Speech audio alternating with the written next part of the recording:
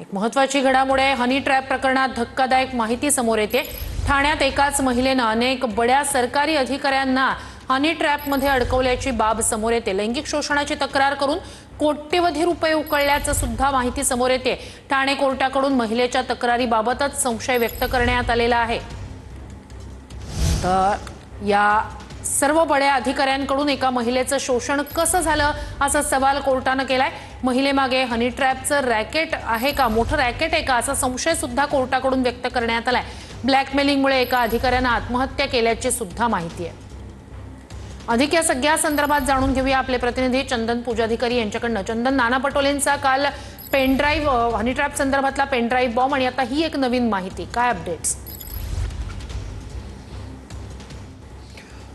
श्रुती, आपल्याला माहिती आहे की नाशिकमधनं सुरू झालेलं हनी ट्रॅपचं हे प्रकरण फक्त नाशिकपुरतं मर्यादित नाही आहे, ते राज्याच्या इतर भागांमध्ये देखील पूर्णपणे पोचलेलं आहे। हे आता जवळपास स्पष्ट झालेलं आहे। विधानसभेमध्ये या हनी ट्रॅपवरून जो काही गोंधळ झाला तो आपण सगळ्यांनी बघितला। नाना पटोले यांनी जे काही प्रश्न उपस्थित केले ते पण आपण ऐकले। मात्र आता या संदर्भामध्ये एक नवीन माहिती समोर येते आहे।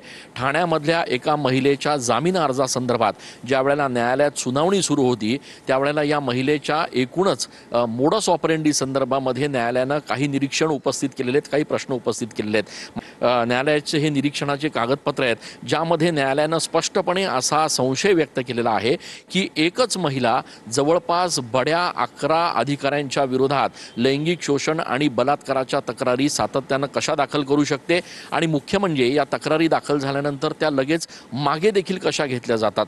यामध्ये फक्त ठाणे, कळवा, वाकड, पुणे, पिंपरी चिंचवड इथले पोलीस